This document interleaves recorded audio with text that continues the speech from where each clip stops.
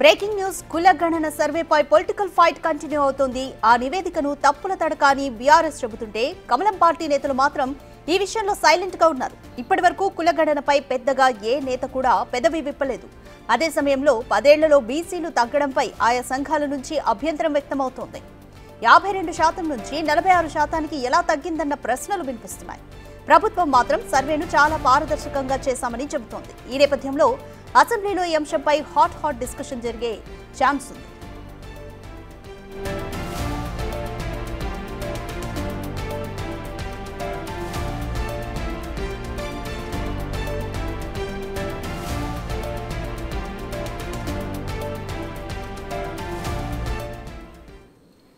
More details మా associate input editor Nagesh అందిస్తారు.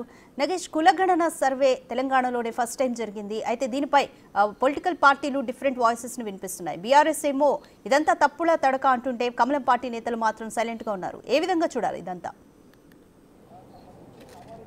అంటే గతంలో ఏ పార్టీ కూడా కులగణనకు సంబంధించి ఎవరు కూడా ఎత్తుకోలేదు. కులగణన చేయాలన్న విషయాన్ని కూడా వారు పట్టించుకోలేదు.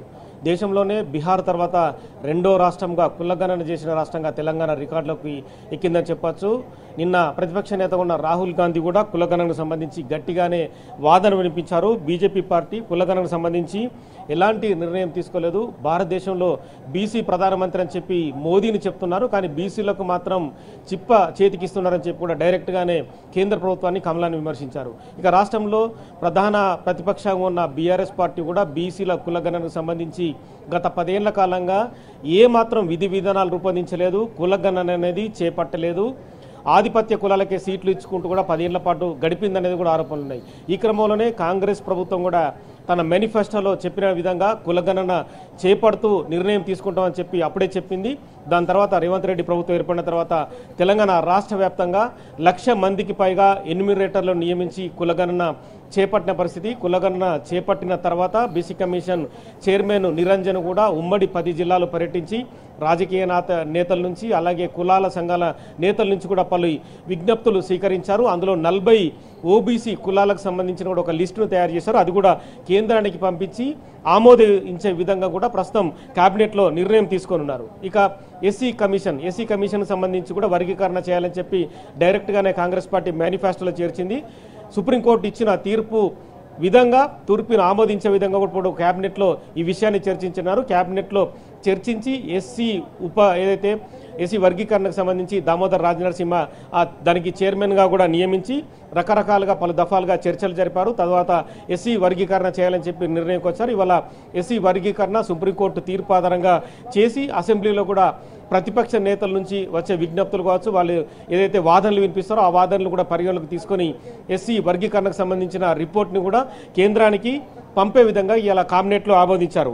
ముఖ్యంగా బీసీ కులగణనకు సంబంధించి 56% ఉన్న బీసీలు 46%కు ఎలా పడిపోతారని చెప్పి బీఆర్ఎస్ ప్రశ్నిస్తుంది. కానీ బీఆర్ఎస్ ప్రశ్నించే విధంగా బీసీ కులగణనకు సంబంధించి ఈ మధ్య కాలంలోనే కేటీఆర్ వర్సెస్ కవితగా కూడా బీసీ కులగణన కూడా జరిగిందని చెప్పుకోవచ్చు. ఎందుకంటే 2వ తారీఖు రోజు బీసీ కులగణన సంబంధించి బీసీ సంఘాలను పిలిచి జాగృతి పేరు మీద కవిత సమావేశాలు నిర్వహించారు. కానీ మాజీ ముఖ్యమంత్రి కేసీఆర్ వాళ్ళ పార్టీ అధినేతగా ఉన్న బీఆర్ఎస్ పార్టీ అధినేత ఉన్న కేసీఆర్ మాత్రం వర్కింగ్ ప్రెసిడెంట్గా ఉన్న కేటీఆర్నే బీసీ సంఘాల నుంచి విజ్ఞప్తులు స్వీకరించి బీసీ సంఘాల నుంచి సమావేశాలు నిర్వహించాలని చెప్పారు. కానీ ఆధిపత్య పోరులో భాగంగా తన వైపు దృష్టి మరల్చే విధంగా కూడా కవిత తన అన్నకే సవాలు విసురుతూ 2వ తేదీన బీసీ సంఘాలను పిలిచి తన ఇంట్లోనే జాగృతి పేరు మీద తాను బీసీ సంఘాలతో సమావేశం నిర్వహించి బీసీలకు సంబంధించిన గలమెత్తింది. మరోవైపు కేటీఆర్ కూడా బీసీలు ఎలా తగ్గారని చెప్పి ప్రశ్నిస్తున్నారు. కానీ వాళ్ళ పార్టీ ఆధిపత్యంలో ఉన్న 10 ఏళ్ల కాలంలో మాత్రం ఏ రోజు బీసీ కులగణన చేపట్టలేదు. బీసీలకు సంబంధించిన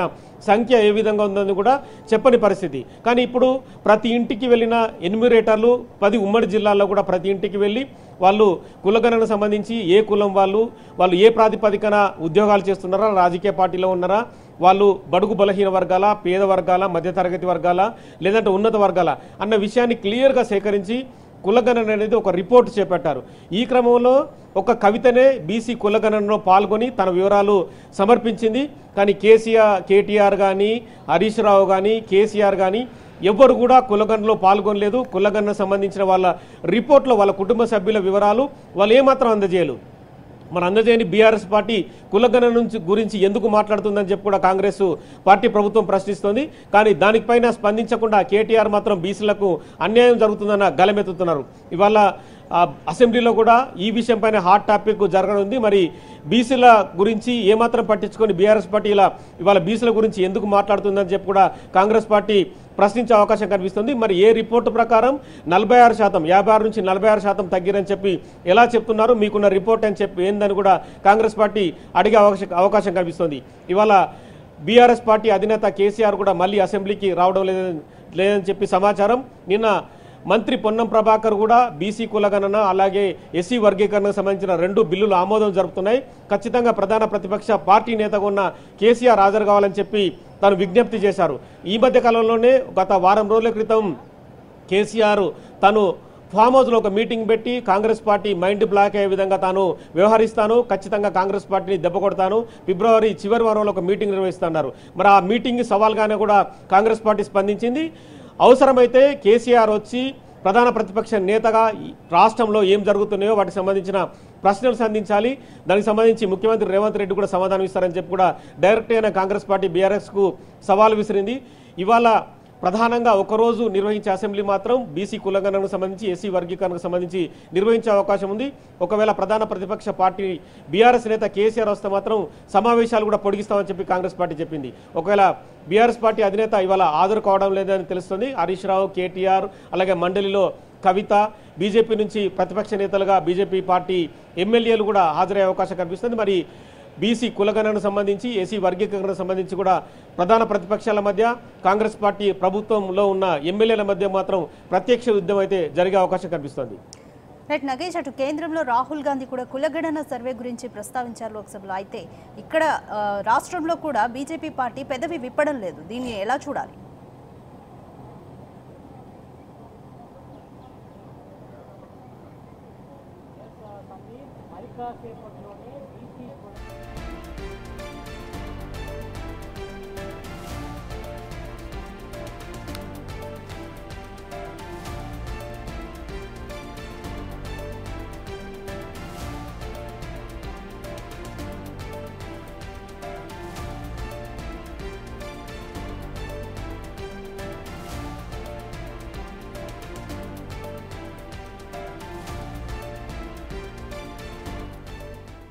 రైట్, తెలంగాణలో కులగణన సర్వే పూర్తయింది. అయితే ఈ సర్వేకు సంబంధించి పొలిటికల్ ఫైట్ అయితే కంటిన్యూ అవుతుంది. బీఆర్ఎస్ ఈ నివేదికంతా తప్పుల తడక అని చెబుతుంది. అయితే కమలం పార్టీ నేతలు మాత్రం ఈ విషయంలో సైలెంట్ గా ఉంటున్నారు. అయితే ఇప్పటి వరకు కులగణనపై పెద్దగా ఏ నేత కూడా పెదవి విప్పలేదు. ఇక అదే సమయంలో 10 ఏళ్లలో బీసీలు తగ్గడంపై ఆయా సంఘాల నుంచి అభ్యంతరం వ్యక్తమవుతుంది. ఇంతకు ముందుగా 52% ఉన్న బీసీలు 46%కి ఎలా పడిపోయారంటూ ప్రశ్నలు వినిపిస్తున్నాయి. ప్రభుత్వం మాత్రం ఈ సర్వేను చాలా పారదర్శకంగా చేశామని చెబుతోంది. అయితే ఈ నేపథ్యంలో ఈ విషయంపై అసెంబ్లీలో చాలా హాట్ డిస్కషన్ జరిగే అవకాశం అయితే ఉంది.